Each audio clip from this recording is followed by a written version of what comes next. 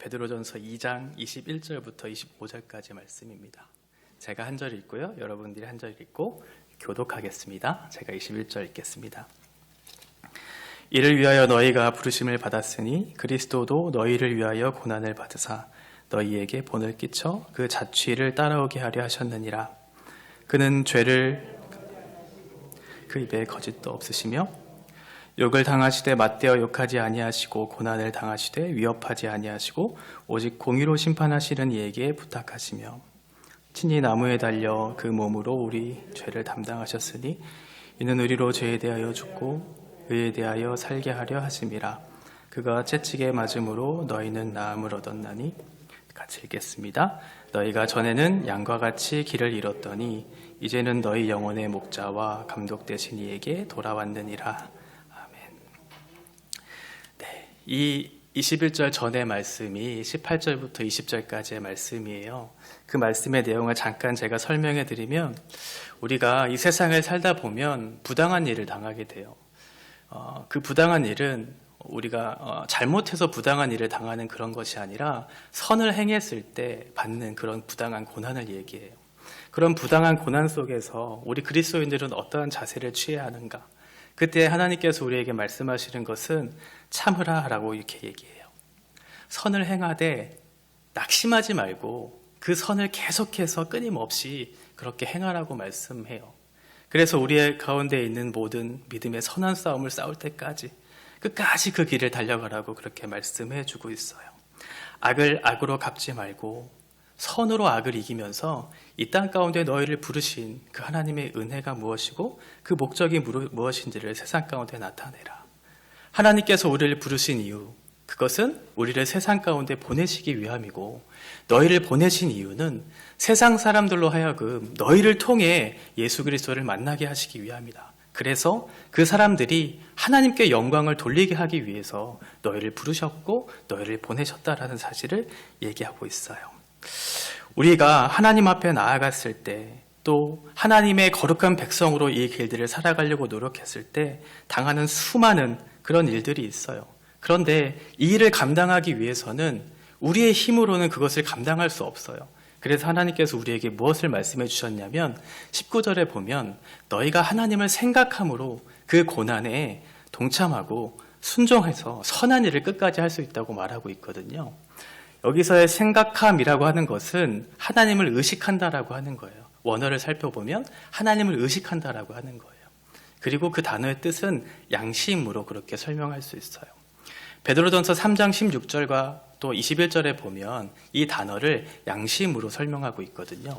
그래서 하나님께서 우리에게 주신 그 양심을 따라 이 길들을 걸어갔을 때 부당한 일을 당하더라도 그 고난 중에 있더라도 순종하면서 선을 끝까지 행하면서 살아갈 수 있을 것이라고 얘기해주고 있어요. 원어의 내용을 살펴보면 하나님을 생각함이라고 얘기해서 그러면 우리가 그 하나님을 생각했을 때 그것을 가능하게 하겠구나라고 그렇게 생각할 수 있지만 사실은 원어를 보면 이것이 소유격으로 설명되었어요. 제가 지난 수요일날 설명해 드렸는데 이것은 디아라고 하는 through예요. 무엇을 통해서. 그리고 순 에이데 신 이것이 양심이고요. 그리고 세우라고 그렇게 얘기해요. 테오스가 하나님이고요. 세우라고 했을 때는 소유격을 얘기해요. 풀어서 설명하면 하나님의 양심을 통하여. 그러니까 우리의 본성으로는 다른 사람을 받을 수 있을 만한 실력이 없어요. 다른 사람의 악한 본성을 악한 본성으로 되받아주고 싶은 우리의 마음이 자연스럽죠. 그런데 그것을 이기기 위해 필요한 것이 무엇이냐면 하나님의 양심을 거쳐야 돼요. 이 양심이 어디로부터 주어지냐면 거듭난 생명으로부터 주어져요. 예수 그리스도를 통해서 우리의 죄된 본성을 다 가리우고 새롭게 십자가에서 새롭게 태어난 그 생명을 통해서 이제는 비로소 부당한 일에 있어서 악한 자들에게 있어서 참아낼 수 있고 참을 뿐만 아니라 그들에게 선을 행할 수 있게 되는 것이죠. 하나님께서 우리를 보내신 이유가 바로 이것이에요. 그래서 오늘 21절 처음 보시면 이를 위해 너희가 부르심을 받았다 이렇게 얘기하고 있거든요. 이를 위하여라고 하는 것은 앞에 있는 내용이에요. 부당한 일, 내가 선한 일을 했는데 계속해서 나에게 부당한 일을 그렇게 하는 사람들을 참아내고 받아내기 위해서 너희가 이 땅에 보내심을 받았다라고 하는 거예요. 우리가 이 세상에 존재하는 이유가 있겠죠? 하나님께서 아직 우리를 데려가시지 않은 이유가 있을 거예요. 그것은 이 세상 속에서 내가 잘 먹고 잘 살기 위해서, 내가 복받게 하기 위해서 나를 이곳에 두시지는 않았을 거예요. 왜냐하면 우리 진정한 그리스도인이 추구하는 복이 어디에 있을까요? 세상 속에 있는 물질, 또 우리가 탐하고 있는 모든 것을 소유했을 때 주어지는 복이 아니잖아요. 우리가 진정으로 바라는 그 복은 저 하늘나라에 있죠.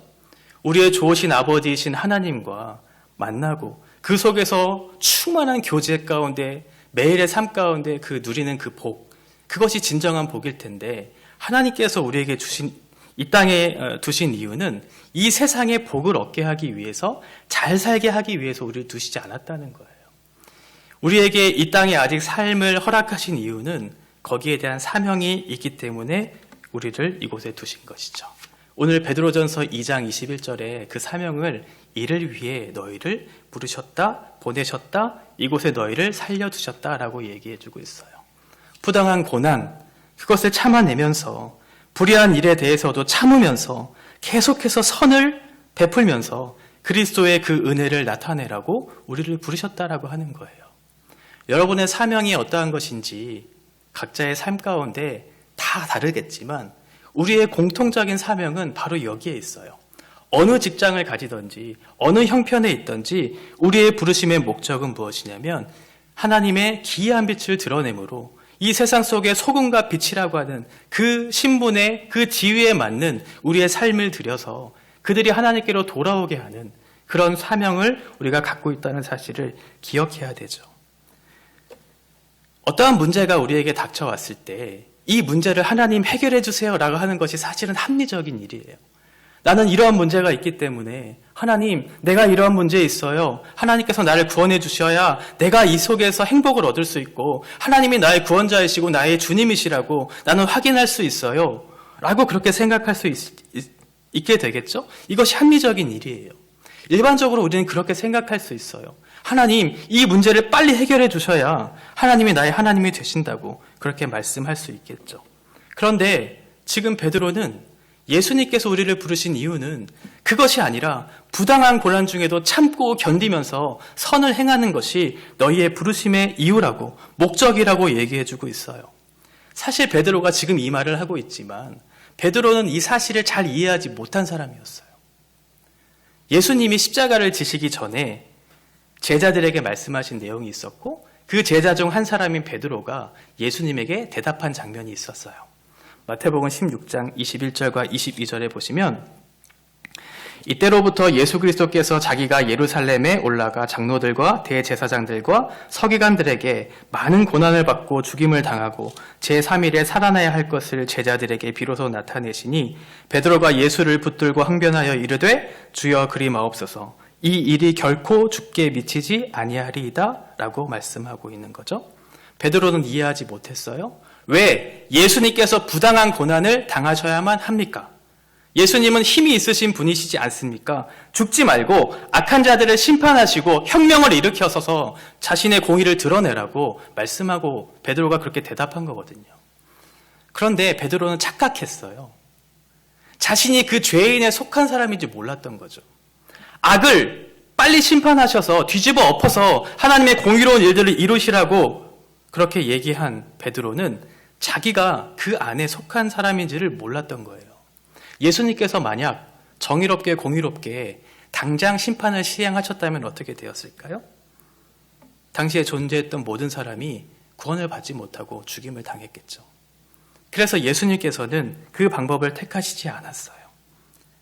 비록 고난을 당하는 그것, 죄인으로부터 모욕을 당하고 수치를 당하고 조롱을 받는 그 일이 예수님 편에서는 비합리적인 일이었어요. 그런데 예수님께서는 그 비합리적인 일, 우리로서는 베드로로서는 이해되지 않는 그 방법을 택하셔서 그 방법을 통해 구원을 이루셨죠. 비합리적인 일, 이해될 수 없는 그 방법, 누군가의 죄를 대신해서 십자가에 지고 자신이 죽는다는 것은 이해할 수 없는 일이고 비합리적인 일이기 때문에 그래요. 베드로도 그런 이해를 갖고 있었던 거죠. 그런데 예수님께서는 그 비합리적인 방법을 택하셨고 그 비합리적인 방법이 우리를 구원하셨다라고 하는 것이죠. 그러니 예수로 말미암아 거듭난 생명을 가진 사람들에게는 이 비합리적이라고 생각할 수 있는 이 일이 이제는 합리적인 일이라고 생각할 수 있게 된 것이죠. 그러니 너희는 그 예수의 십자가를 거친 사람들이니 그 길을 따르라고 지금 말씀하고 있는 거예요. 예수님께서는 십자가에서 구원의 방법을 제시하셨어요. 그런데 그 구원의 방법을 제시한 것으로 그치지 않았어요. 예수님께서는 자신이 이 십자가를 지기까지의 과정들을 설명해 주셨고 우리에게 그 모본을 보여주심으로 그 길을 따르라고 말씀하고 있죠. 21절 뒤에 보시면 그리스도도 너희를 위하여 고난을 받으사 너희에게 본을 끼쳐 그 자취를 따라오게 하려 하셨다라고 얘기해 주고 있어요. 무작정 그 길을 따라오라고, 그것이 옳다고 얘기하지 않으시고 그 길을 직접 보여주심으로 이 길이 맞아라고 본을 보여주셨다라고 하는 거예요. 본을 보여주셨다라고 하는 이 원어의 의미는 무엇이냐면, 여러분들 초등학교 이제 1학년 들어가면 공책이 있잖아요. 공책에 이제 한글을 배우기 위해서 점자로 이렇게 쓴 그 글자 아시죠? 그거예요. 예수님께서 그 점자를 찍어주신 거예요. 그래서 우리에게 무엇을 하라고 말씀하고 있냐면 이제 연필을 들고 그 점자를 따라 글자를 쓰라고 얘기해주고 있는 거죠. 이것이 본을 따라하라고 하는 거예요. 내가 따라온 그 길을 내가 보여줄게. 이 길이 너희가 가야 할 길이야 라고 하면서 모본을 보여주셨어요. 그 모본이 무엇이냐면 22절에 나오는 것처럼 그는 죄를 범하지 아니하셨다라고 얘기해주고 있어요.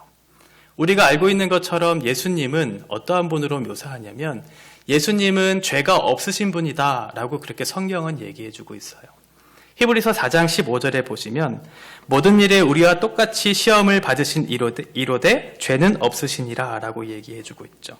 사실 예수님은 죄가 없으신 분이다 라고 그렇게 설명할 수도 있어요. 그런데 베드로가 지금 예수님이 죄를 범하지 않았다라고 그렇게 설명한 이유가 있다라고 하는 거죠. 왜냐하면 예수님이 우리가 따라야 할 모본이기 때문에 라고 그렇게 설명하고 있는 것이고 예수님께서 사용하신 자유, 그 자유가 무엇인지를 우리에게 보여주심으로 너희가 복음 안에서 얻어진 그 자유를 이렇게 사용하라고 제시해주고 있는 것이에요. 예수님은 우리의 죄를 대신 짊어질 그런 책임이 없었어요. 그 책임을 지지 않아도 될 자유를 갖고 계셨어요. 그렇죠? 예수님은 죄가 없으시니까요. 그런데 우리의 죄를 대신 지셔서 십자가에 죽으시기로 선택하셨어요. 그 선택의 결정, 그래서 십자가에 자신을 기꺼이 내어주심으로 십자가에 죽으시기로 순종하셨죠. 이것이 예수님께서 쓰신 자유예요. 예수님은 십자가를 지시지 않아도 됐어요. 그런데 그 자유를 우리를 위해서 사용하시겠다 선택하셨고 대신 십자가에 죽으셨다라고 하는 것이죠. 예수님은 그 십자가를 지시기까지 수많은 고뇌와 고통이 있으셨을 거예요. 하늘의 모든 영광을 버리시고 종의 형체를 띠시고 인간의 몸을 입으시고 십자가에 죽기까지 순종하는 것이 결코 쉽지 않았을 거예요. 그래서 예수님께서는 간절히 하나님 앞에 기도해요. 마태복음 26장 39절에 보시면 내 아버지여 만일 할 만하시거든 이 잔을 내게서 지나가게 하옵소서. 그러나 나의 원대로 마옵시고 아버지의 원대로 하옵소서 하시고 라고 그렇게 얘기해주고 있죠. 예수님께서 십자가를 지신 사건이 그리 쉽지 않은 길임을 예수님의 대답 속에, 기도 속에 나타나죠. 그런데 예수님은 그 십자가를 지실 때 억지로 그것을 하지 않으셨어요. 자유를 선택하실 때 기꺼이 우리를 위해서 그 십자가를 지시겠다고 순종하셨던 거죠. 우리의 모본이 무엇인가? 예수를 따라야 하는 참된 모본이 무엇인가? 죄를 짓지 않기로 결정하시고 그 자유를 우리를 위해서 사용하신 예수 그리스도를 따라서 우리에게 주신 자유를 어떻게 사용해야 될지를 생각나게 하시는 거죠. 우리는 어떻게 자유를 사용해야 할까? 우리는 죄를 짓지 않을 수 있는 자유, 죄를 지을 수 있는 자유, 하나님 앞에 예배할 수 있는 자유, 하나님 앞에 간절히 기도할 수 있는 자유가 있어요. 우리에게 주어진 그 자유를 어떻게 사용할 것인가? 예수님은 어떻게 사용하셨는가? 그 모본을 보여주시면서 그 길을 따르라고 말씀하고 있는 것이죠. 두 번째는 22절 뒤에 보시면 거짓을 말하지 않으셨다라고 얘기해 주죠. 이 말은 예수님 자신을 숨기지 않았다라고 하는 거예요. 예수님의 정체를 드러내셨다라고 하는 거예요. 베드로가 이 글을 쓰고 있잖아요. 베드로는 사실 이 사실에 있어서 실패했던 사람이에요. 베드로는 예수님이 십자가에 달리시기 위해서 그 길을 걸어가실 때 예수님을 부인했던 사람이에요. 예수를 부인하는. 왜요? 내가 그것을 드러내고 진실을 고백하고 그것에 대한 마땅한 대답을 할 때 자신이 고난을 받을 것을 알았기 때문에 그래요. 그것이 두려웠어요. 내가 주를 따르지 않겠다고, 나는 주와 상관없는 사람이라고 거짓을 말했기 때문에 그는 고난을 받지 않을 수 있었고 다른 사람들로부터 안전한 길을 택할 수 있게 된 것이죠. 그러나 예수님은 십자가를 지실 줄 알고 그 모든 고난을 당하실 것을 알면서도 자신의 정체를 숨기지 않으셨어요. 자신을 드러내셨고 그로 인해서 십자가를 지시기로 그 길을 기꺼이 걸어가셨다라고 하는 것이죠. 오늘날 세상 속에서 우리의 신분을 감추는 사람들이 얼마나 많을까요? 내가 이 세상 속에 나는 예수를 믿는 사람이야 라고 그렇게 고백했을 때 우리에게 찾아올 많은 불이익들이 있죠. 내가 예수를 믿는다고 그렇게 만천하에 드러내면 다른 사람들보다 더 양심적으로 살아야 되고 다른 사람들보다 더 부지런히 살아야 되고 부당한 대우를 나에게 당하게 한다 할지라도 그것을 참아내야 돼요. 쉽게 말하면 죄를 짓는 자유, 그것이 사라지기 때문에 나의 신분을 감추는 거죠. 죄를 더 짓고 싶으니까. 죄의 종노릇하기 위해서 나의 신분을 감추는 거예요. 세상뿐인가요? 교회 안에도 마찬가지죠. 점점 대형교회로 모이는 이유가 무엇일까요? 성도의 마땅한 책임, 마땅한 의무를 다하지 않아도 되기 때문에 그렇죠. 과연 그 사람은 누구를 의식하는 것일까요? 사람을 의식하는 것일까요? 자기의 어떤 지위를 인정받고 싶어서 그 행위를 하고 있는 것일까요? 사람의 종로를 타기 위해서 점점 숨는 거예요. 자신의 정체성을 드러내면 자신이 불편해지니까 고난을 당하는 것이 싫기 때문에 부인하는 것이죠. 그러나 자신을 감추면 감출수록 우리는 더 죄의 종노릇하기 위해 그 죄의 종의 노릇하기 위해 계속해서 죄를 지을 것이고 그 죄를 너무 기뻐해서 이제는 자신의 신분을 드러내기를 부끄러워하고 두려워하는 단계까지 이를 거예요. 예수님께서는 그렇게 하지 않으셨어요. 고난을 받는 것이 두려우셨을 수도 있어요. 그러나 그것을 감추지 않으시고 내가 십자가를 지기 위해서 기꺼이 내가 그 길을 걷겠다고 많은 사람들에게 만천하에 자신의 정체성을 드러내시고 그 길을 걸으셨다라고 하는 것이죠. 세 번째는 23절이에요. 욕을 당하시되 맞대어 욕하지 아니하시고 고난을 당하시되 위협하지 아니하시고 오직 공의로 심판하시는 이에게 부탁하셨다라고 얘기해요. 예수님은 욕하는 사람에게 욕하지 않았어요. 위협하는 사람들에게 위협하지 않았어요. 그러면서 공의로 심판하시는 하나님께 부탁했어요.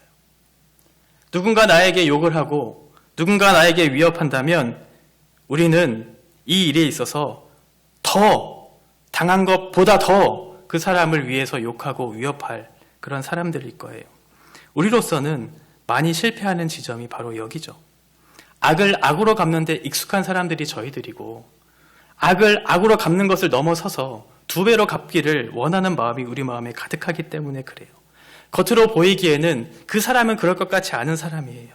그런데 우리는 마음으로 이미 그 사람에게 악을 행하고 있고 마음으로 그 사람에게 악을 행한 것보다 두 배는 더 갚아주겠다고 복수를 하고 있는 그러한 사람이죠. 저와 여러분들 중에 이 문제에 있어서 자유할 사람은 단 한 사람도 없을 것입니다. 우리는 죄를 짓고 악을 행하는 데 있어서 익숙한 사람들이기 때문에 그래요. 죄를 짓고 악을 행하는 데 있어서 익숙할 뿐만 아니라 예수님이 심판하지 않은 그 자리에 우리가 들어서서 다른 사람을 심판하는 자리까지 이뤄가 그 심판을 하는 사람들이기 때문에 그렇죠. 그러나 예수님께서는 그 사람들을 위협하거나 그 사람에게 악한 말을 쏟아내거나 하지 않으시고 자신의 할 일을 하나님 앞에 묵묵히 그 길을 걸어가면서 공의로우신 하나님께 심판을 맡기시는 그 일들을 감당하셨어요. 하나님께서 이 일을 감당하시겠지? 하나님께서 공의롭게 심판하시겠지? 라고 하면서 그 일에 대응하지 않으시고 묵묵히 그 길을 걸어가셨다라고 하는 것이에요. 부탁하셨다라고 하는 이 단어가 계속해서 반복해서 부탁하셨다라고 하는 것이거든요. 한 번 그 일을 내가 결정해서 한 번 하나님 앞에 부탁하고 이제는 됐다라고 하는 것이 아니라 내 힘으로는 이 일들을 감당할 수 없다는 사실을 알고 계속해서 하나님 앞에 공의롭게 그 일들을 진행해 달라고 그렇게 간절히 기도하면서 24절에 있는 것처럼 십자가를 묵묵히 걸어가는, 그래서 나의 주어진 그 인생을 내가 걷겠다라는 것을 우리에게 가르쳐주고 있는 것이죠. 우리가 무엇을 해야 하냐면 심판하는 자리에 있는 것이 아니라 심판은 하나님 앞에 있고 너희가 해야 할 일은 무엇이냐면 나무에 달려 그 몸으로 우리의 죄를 담당하신 예수 그리스도를 따라서 너희의 십자가를 지고 그 길을 걸어가라고 우리에게 말씀하고 있는 것이죠. 24절에 있는 것처럼 친히 나무에 달려 그 몸으로 우리 죄를 담당하셨으니 이는 우리로 죄에 대하여 죽고 의에 대하여 살게 하려 하심이라. 그가 채찍에 맞음으로 너희는 나음을 얻었다라고 얘기해주고 있어요. 예수님께서는 묵묵히 자신의 십자가를 걸으셨어요. 아무런 저항을 하지 않으셨어요. 죄가 없으셨는데 우리의 죄를 대신 지셨기 때문에 순한 양처럼 십자가에 매달리셨어요. 십자가는 여러분들이 잘 아시는 것처럼 육체적으로 당할 수 있는 모든 고통 중에 최고의 형벌이었어요. 뿐만 아니라 공개적인 자리에서 저 사람은 반역한 죄인이라고 모든 사람이 볼 수 있는 그 자리에 벌거벗겨 놓고 정신적으로 수치와 조롱과 모욕을 당할 수 있는 가장 수치로운, 그리고 육체적으로도 당할 수 있는 모든 고통의 최절정의 형벌의 방식, 처형의 방식이 십자가였던 거예요.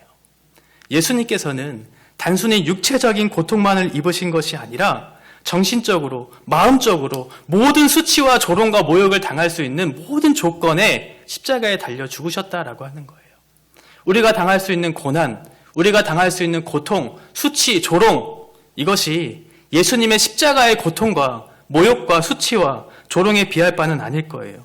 예수님께서 우리에게 따르라고 하신 사실을 말씀하시면서 내가 너희를 위해 십자가를 지었으니 내가 당하는 고통, 그것을 너희들은 다 알 수는 없지만 비록 너희들의 처한 상황이 그것보다 더 어렵다고 느껴질 수 있겠지만 내가 당한 가장 육체적인 고통과 모든 정신적인 최고의 고통을 내가 먼저 그 길을 걸어갔으니 너희도 그 길을 따라오라고 우리에게 말씀하고 있는 것이죠. 육체적인 고통을 당하고 계시는 분들이 계시겠죠. 마음적으로, 정신적으로 어려움을 당하신 분들이 계시겠죠. 그러나 우리가 당하는 고난이 예수님의 십자가의 고통과 비할 바 될까? 예수님의 십자가를 생각한다면 나를 대신해서 채찍을 맞으시고 그 조롱과 수치와 모욕을 당하신 예수님을 생각한다면 우리가 이 본을 따라간다는 그 길이 비록 어렵고 힘들지만 과연 우리가 이것을 다 하지 못하는, 그래서 우리가 가볍게 넘길 수 있는 우리의 삶은 무지와 조롱, 방탕, 그 길을 기뻐하면서 죄의 동로로 타면서 그 길을 걸어갈 수 있을까? 그렇지 않겠죠? 예수님께서 당하신 4가지의 모습을 보면서 우리에게 주신 큰 은혜가 있어요. 그것이 뭐냐면 우리에게 생명을 주셨다라고 하는 거예요. 25절에 얘기하고 있는 것처럼 너희가 전에는 양과 같이 길을 잃었더니 이제는 너희 영혼의 목자와 감독되신 이에게 돌아왔다. 그 결과 전에는 목자 없는 양같이 길을 잃었어요. 그런데 이제는 목자를 찾았고 이제는 더 이상 죄의 종로로 타며 살지 않아도 되고 죄에 대해서 죽고 의에 대해서 산 하나님의 거룩한 백성이 되었어요. 그리고 앞으로도 우리의 영혼의 목자 되신 예수 그리스도께서 우리를 가르쳐 주실 것이고 우리를 치료해 주실 것이고 우리를 인도해 주실 것이다 라는 약속의 말씀도 주셨어요. 우리가 따라야 할 진짜 모본의 그 길은 바로 예수님께서 모두 다 제시해 주고 있어요. 교회의 주인은 예수님이죠. 우리가 따라야 할 분은 예수님이죠. 우리가 의지할 분은 예수님이에요. 우리가 닮아야 할 분도 예수님이에요. 무당을 인터뷰하는 청년에게 직접 들은 이야기예요. 그 청년이 이런 얘기했어요. 무당을 인터뷰하는데 무당을 찾는 자신의 고객 중에 반 이상이 교회 다니는 사람들이라고 얘기하더라고요. 교회를 다니는 사람들이래요. 그 사람은 과연 예수를 주인으로 삼고 예수를 따르려고 하고 예수를 의지하려고 하고 예수를 닮으려고 하고 예수를 소망하려고 하고 있는가? 라는 생각을 했어요. 그러면서 생각한 것이 한 가지 있어요. 아, 교회 다니는 사람. 그렇지, 교회 다니는 사람. 그러면 그럴 수 있겠다 라는 생각을 했어요. 여러분, 예수 믿는 사람을 뭐라고 하시는지 아세요? 성도라고 하죠. 어떠한 사람은 성도라는 말을 굉장히 무시해요. 내가 성도라고? 내가 집사쯤은 돼야지. 내가 이제 권사쯤은 돼야지. 내가 이제 장로쯤은 돼야지. 라고 얘기하시는 분들이 계세요.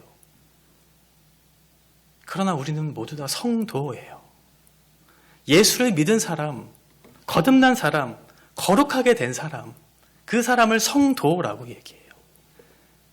우리는 예수 그리스도의 핏값으로 우리를 구원해 주신 하나님의 거룩한 백성, 성도예요. 우리는 교회를 다니는 사람들이 아니에요.